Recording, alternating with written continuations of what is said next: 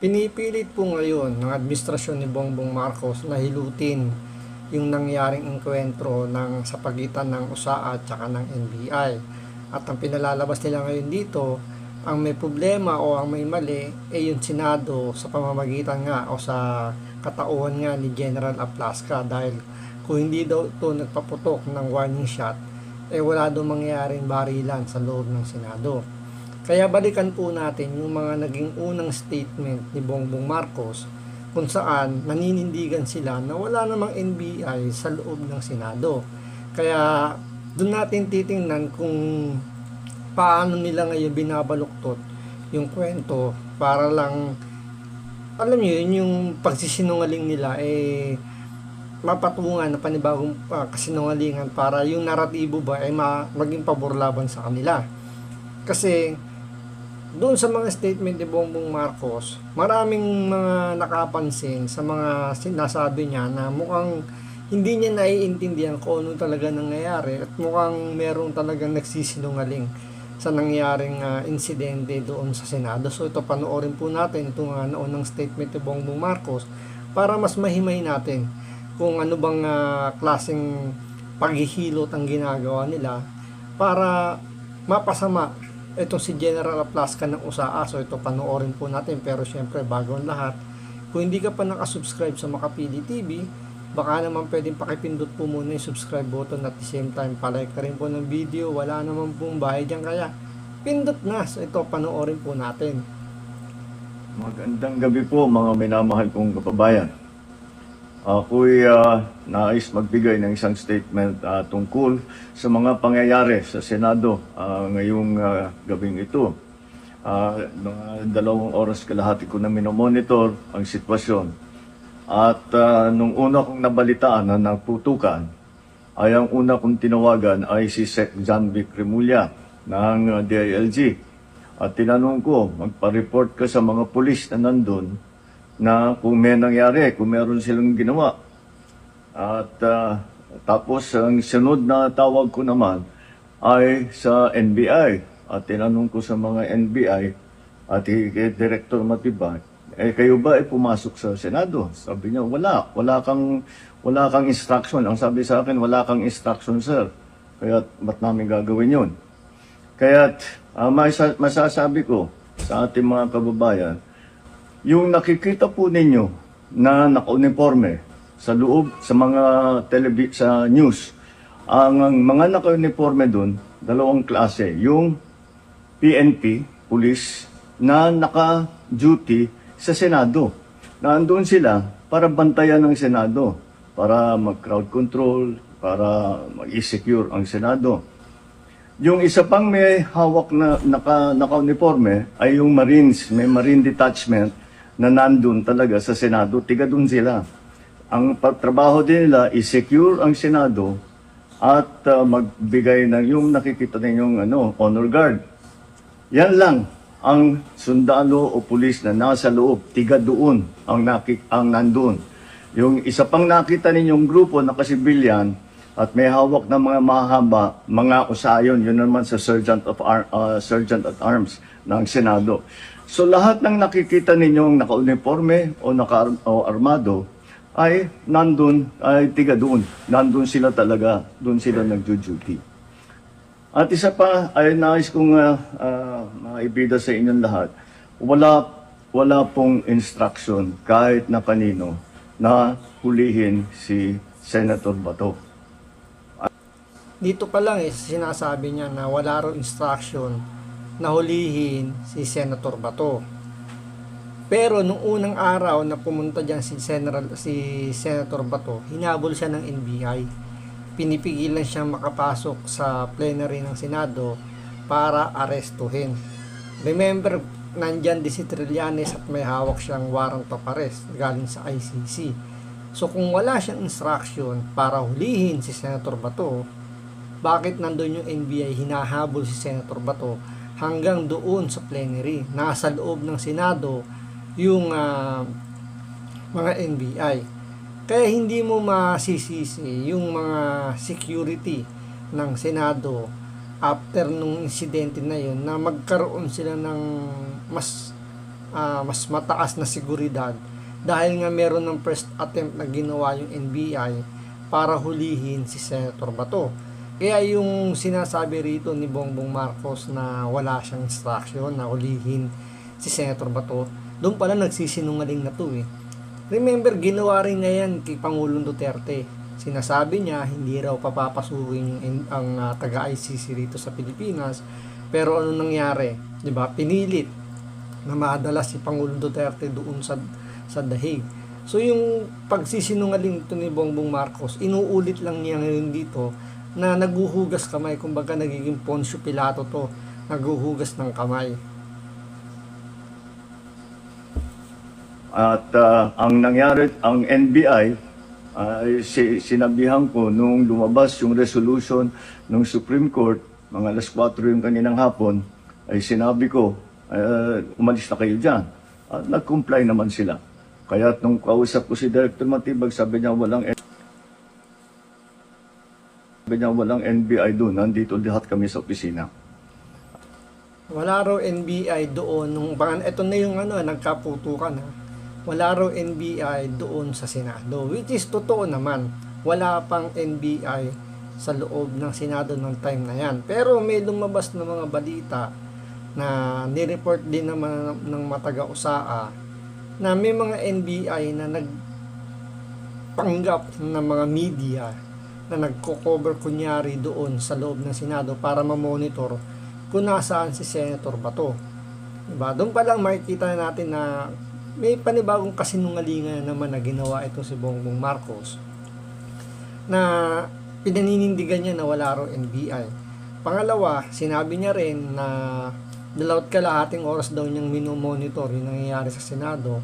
Doon sa loob ng 2 oras kalahati, marami nang lumabas na video kung saan nandoon yung mga taga-NBI sa paligid ng Senado. Tandaan po natin, ang Senado at GSIS building ay iisang building lang po yan. Dingding at pinto lang po ang pagitan. So, kahit sabihin mong wala sa premises ng Senado, the fact na iisang building lang yan, ibig sabihin nasa paligid na ng Senado yung NBI at posible na nakapasok nga doon sa mga blind spot, parang ganun, di ba? Kasi may mga fire exit na iisa lang yung fire exit na ginagamit ng Senado tsaka ng GSIS building o ng GSIS. So, pagdating doon may kanya-kanyang jurisdiction na yun, kumbaga may boundary. So, posible na andun na yung NBI sa boundary ng Senado. So, yung kasinungalingan na naman dito ni Bongbong Marcos, nauhuli. Tapos inutusan daw niya yung NBI na umalis daw diyan. Kung wala yung NBI diyan sa Senado o sa premises ng GSIS at ng Senado, bakit mo utusan yung NBI na umalis kung wala sila diyan? 'Di ba? Doon pala makikita niyo yung pagsisinungaling nito ni Bongbong Marcos at ni Director Matibag. At ayun po, ay dahil kong mapaalam na sa lahat ng ating mga kababayan, itong pangyayari na ito, ay tayo maging kalma lang po. Nakausap ko na si Senate President Alan Cayetano at nag-agree kami. We agree that the thing to do now is to tell our people all to calm down. And we will get to the bottom of this. Alamin natin kung sino ang gumawa nitong gulo na ito.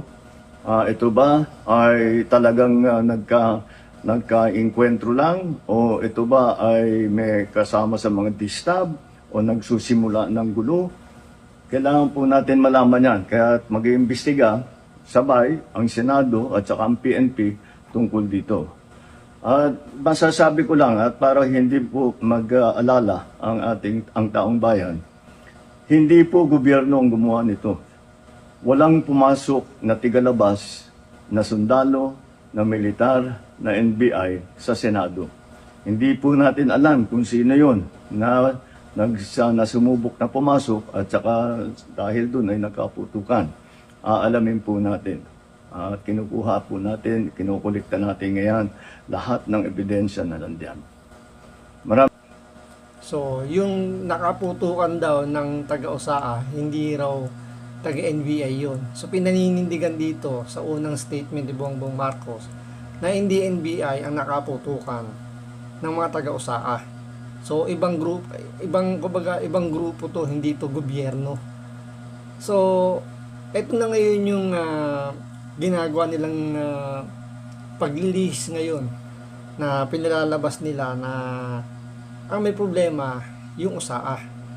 At ang ginagamit nilang statement ngayon or ebidensya ay yung CCTV na nanggaling mismo doon sa Senado. Pero hindi nilang ginamit yung mga video ng mga reporter ng media na kumakalat ngayon sa social media kung saan nagkalat nga yung NBI, yung mga may mga statement yung mga NBI din, may nagsalita pa nga doon na na kung sino yung nakaputukan ni General Aplasca. Pero nag-focus ang DILG tsaka itong DOJ, PNP sa kanilang investigasyon doon mismo sa CCTV na galing sa Senado na sinasabi ni General Aplasca na splice video. Kumbaga pinili lang nila yung video kung saan magpipit doon sa kanilang naratibo na walang NBI na pumasok sa premises o sa portion ng Senado. Kaya ang nagiging problema ngayon at ang inilalabas nila ngayon dito na si General Aplasca talaga yung may problema dahil siya yung nag-utos sa mga pulis, siya yung nag-utos sa Marine na lock and load na yung kanilang mga barel at siya rin yung unang nagpaputok ng warning shot. So ito panoorin po natin itong ginagawang paglilihis ni DILG Secretary John Vic Remulla sa nangyaring komusyon sa loob ng Senado.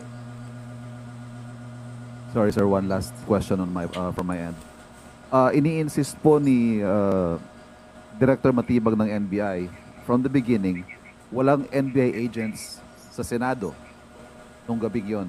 But there were in fact 29 agents, perhaps not in the Senate, but in the Yes. same building. Just to clarify, it is the GSIS compound, and they were in the GSIS premises.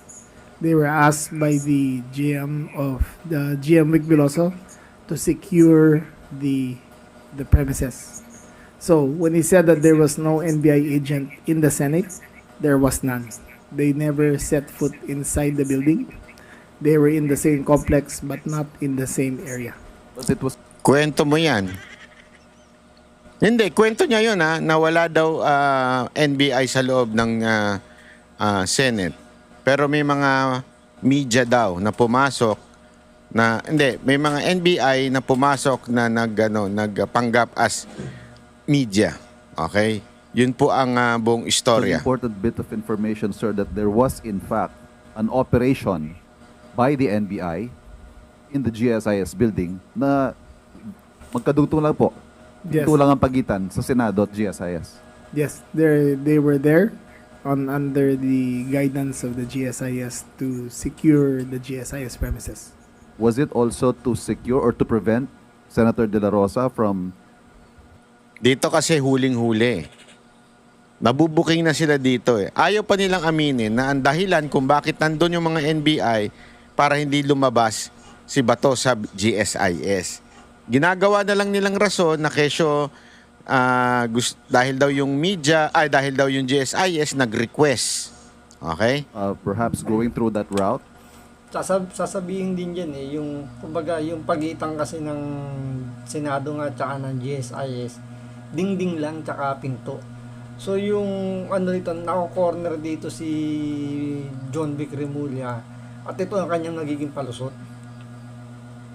Route? No, the GSIS? bigger worry really was the call for people power, and if there were anarchy and it spilled over to the next building. Oh, for those of you who have been to GSIS buildings, there are billions of pesos worth of artworks on display, and if a mob So, yung mga NBI, tagabantay na ng painting ngayon. Yan yung naging palusot nila ngayon na kailangan daw i-secure yung mga mamahaling paintings. Kaya pinapunta yung mga taga-NBI para maprotektahan yun. Pero yung unang lumabas na statement nila dyan doon. Kaya daw isinasara bakit mayroong nagbabarena doon sa loob ng GSIS building para daw wala nang makadaan na ibang tao galing sa Senado.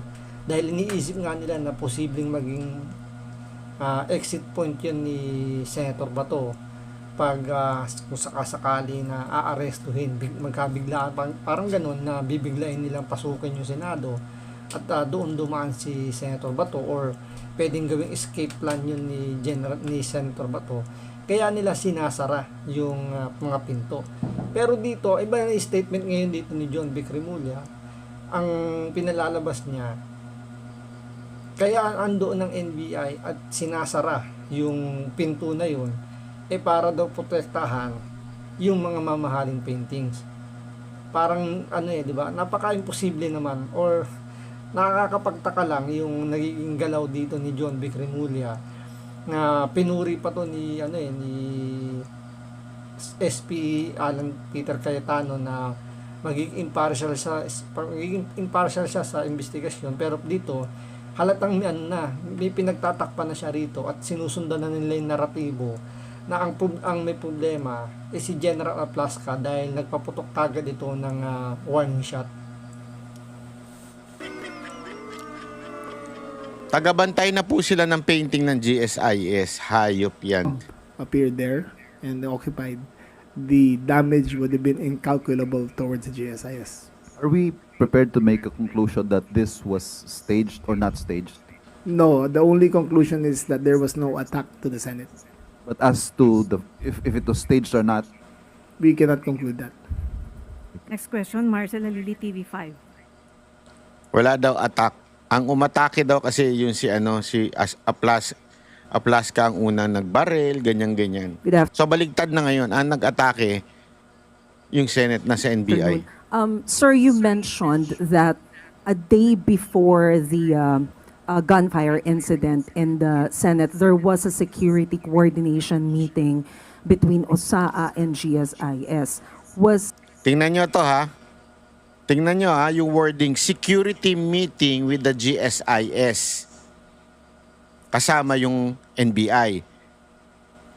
Pero hindi yan ang unang ginamit. Hindi security. Maintenance. Ipapakita ko sa inyo. Na-inform ba yung OSAA that NBI will be there a day after the meeting? You're going to have to ask them, but presumably, there had been a coordination meeting between security. OSAA Major General Aplasca was present. The GSIS head of security Balba was present. So they were in coordination the day before. But if the objective is to secure the artworks and prevent yung chaos due to possible people power, why did GSIS ask for assistance from NBI and not PNP? PNP was already guarding the front of the building. Ubus na ba sila? Ang dahilan daw, dahil daw yung PNP nag-guard na sa labas.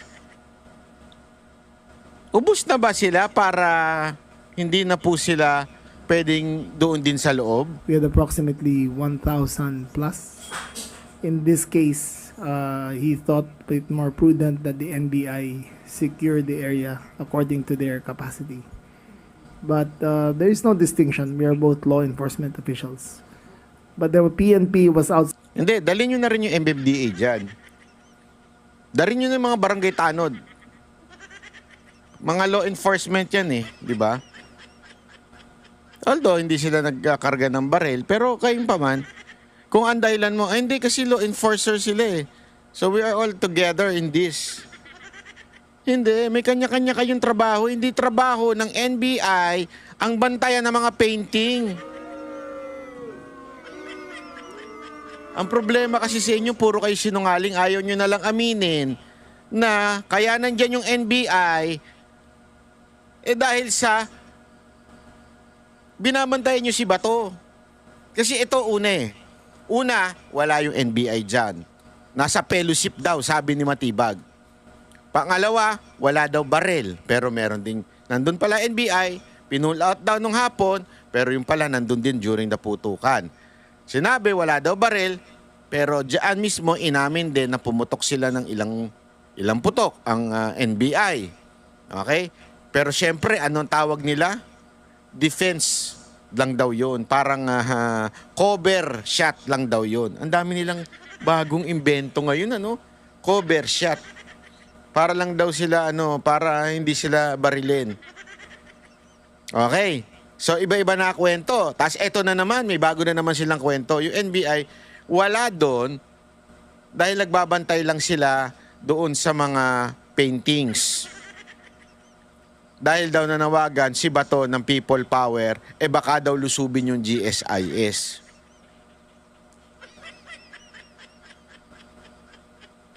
Wala na bang mas maayos-ayos na palusot? Isipin mo magtatawag ng sabihin natin, sakyan natin yung gustong ipalabas ni John Vic Remulla na nanawagan ng People Power si Senator Bato. Sa tingin nyo, ilang katao kaya ang pupunta diyan para doon sa People Power na ipinapanawagan ni Senator Bato? Tapos, ang NBI na nandiyan sa GSIS, 29. Tingin nyo ba kayang pigilan ng 29 na NBI yung People Power na ipinapanawagan ni Senator Bato? Tapos, sinasabi niya rito na may estimate daw 1,000 daw na PNP personnel na nandun nagbabantay sa harapan daw ng building ng GSIS. So, possible kasama na doon yung Senado at yung GSIS dahil nga hinati lang sa dalawa yan. Ano ba naman yung kumuha ka ng 200 doon sa estimate 1,000? Siguro enough na yung 200 na iharang mo doon sa harapan, 'di ba, ng GSIS. Tapos yung 100 pasok mo sa loob ng GSIS. So bakit NBI pa yung kailangang ipatawag? So ibig sabihin ba kapag merong sa SONA ni Bongbong Marcos sa darating na June, dapat NBI ba ang magbantay sa House of Representatives, hindi na yung PNP? Dahil law enforcement naman yung yung NBI. Sabi nga rito ni John Vic Remulla, sakyan natin yung kanyang naratibo. Dahil ang NBI daw ay law enforcement, kaya meron din silang kapangyarihang magbantay. So ibig sabihin, dahil magkakaroon ng SONA si Bongbong Marcos sa June, dapat NBI na yung papuntahin doon para hindi na manggulo yung mga nag-rally. Yung mga pulis, paatrasin na.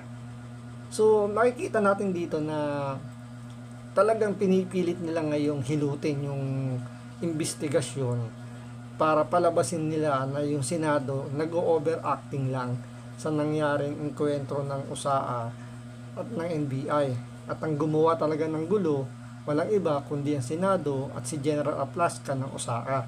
So, yung NBI napakamalinis. Wala silang ginawa, walang kasinungalingan na ginagawa, wala silang, kumbaga lahat ng ginawa nila is nakabase sa kanilang kumbaga manual. Sinunod nila yung procedure, wala silang bahid ng pagkakamali. Ganyan nila ngayon inililihis yung sitwasyon. Pati yung naratibo na magkakaroon ng people power na pinanawagan nga ni Senator Bato, ginagamit nila para mapagtakpan yung mga kasinungalingan nila. So abangan natin yung mga susunod na galaw rito ng Senado dahil meron silang ilalabas na full video regarding nga sa nangyaring enkwentro doon, dahil nga yung pinalabas ng DILG at ng PNP puro mga splice video nga lang daw. So antayin natin po yan. So hanggang dito lang po muna. Maraming salamat po sa panonood. Ingat po kayo lagi. God bless.